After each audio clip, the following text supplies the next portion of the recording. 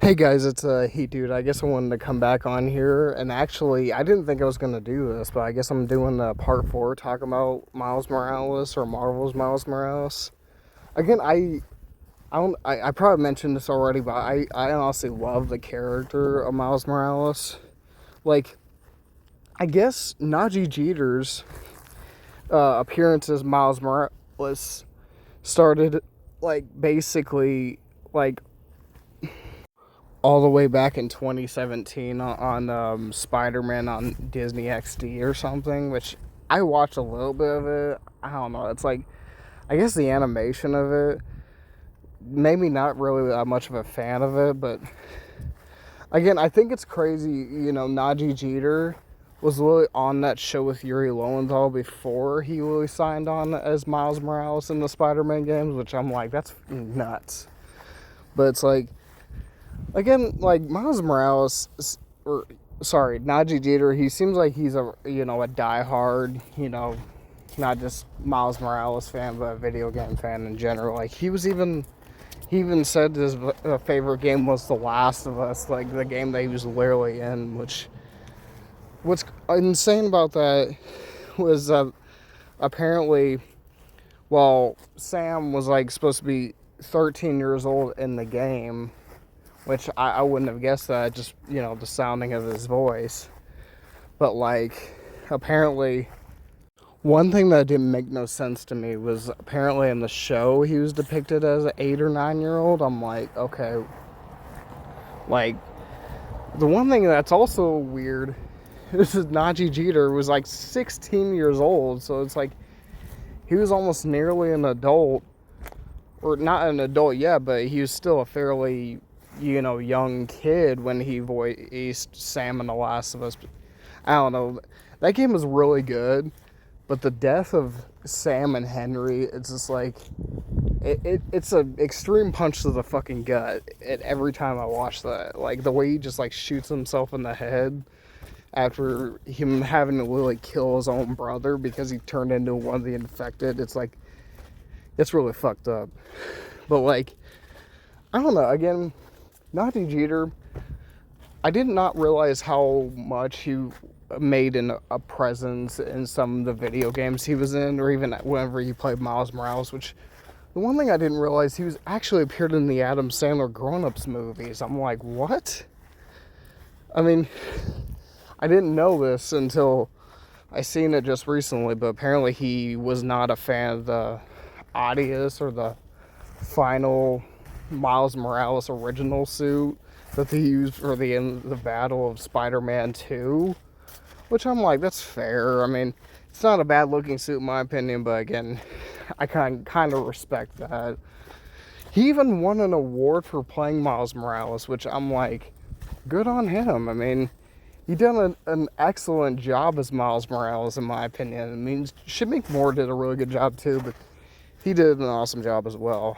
Like, I don't know, the time and effort, and he probably put in the literally playing that character. It's like, I kind of respect it in a way, because, again, like, I don't know. In my opinion, I prefer, the Insomniac and, Sony Spider-Verse version over, any MCU version they're probably going to have in probably God knows how many years from now. Not to mention Yuri Lowenthal. I almost was going to be like, why didn't he won an award? But then again, I looked on there and I was like, he didn't win an award. I'm like, that's good.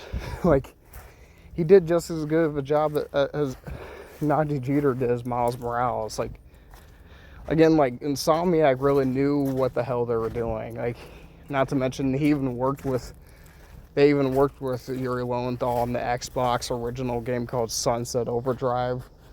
That came out 2014, I think, which I did not know he was even in that game until I actually started playing it.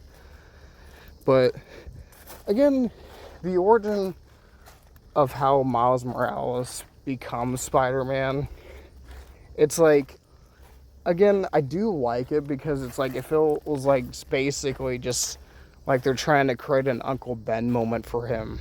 Because, it's like, except, they're killing off his dad, which I personally think, I didn't, understand the whole gravity of that scene. I was like, when I think about it, it's actually a pretty well thought out storyline for Miles Morales. Like, if he loses his father, he feels like he has nothing in his life.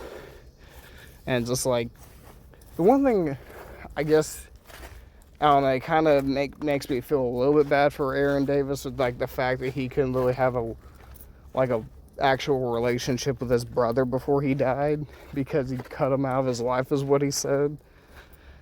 And the one thing, it just kind of bothers me, but it's like, yeah, Aaron Davis is a criminal or he's the Prowler, but it's like, it's almost kind of like, Rio didn't really care much about her son having much of a relationship with his uncle. I'm like, okay, I get what she's trying to do, because, yeah, she's trying to be a loving and caring and supportive mother, but it's just like, I don't know. Let him be him, my opinion, but whatever.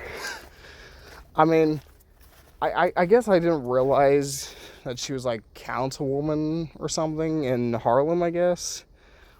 But like, the one thing I do love after Miles Morales,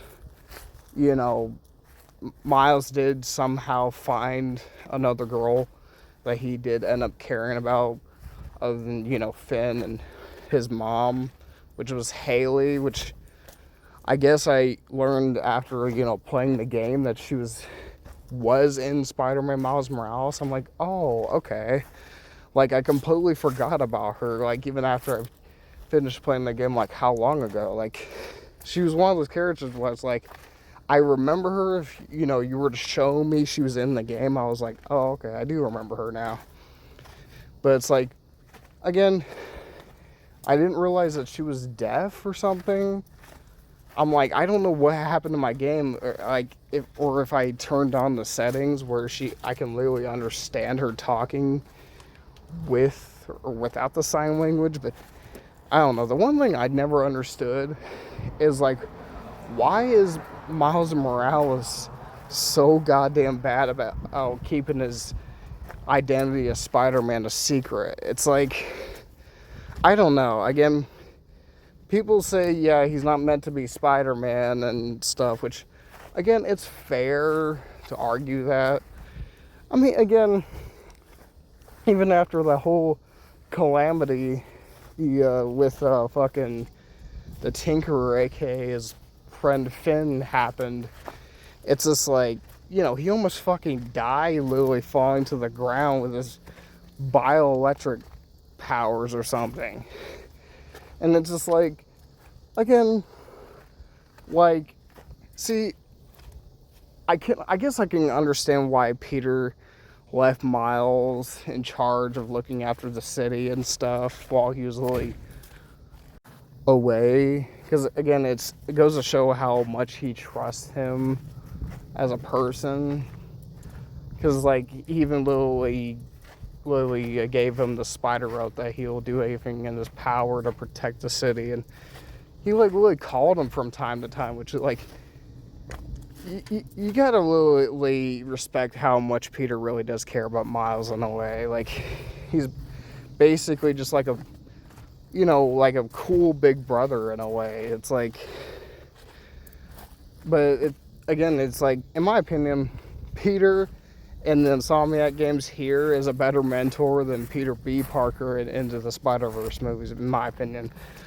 It's like, again, like, he knows how much Miles has really gone through, because he literally went through the same shit. Like, his uncle got killed, and that's wasn't technically the reason why he became Spider-Man, but I even like that fucking part where he's like, don't leave me hanging. He's like, you're too much, man. Which, I'm like, oh my god, this dude is such a like, bro, like, honestly, like, this version of Peter Parker, if he was a real person, I would totally want to hang out with him.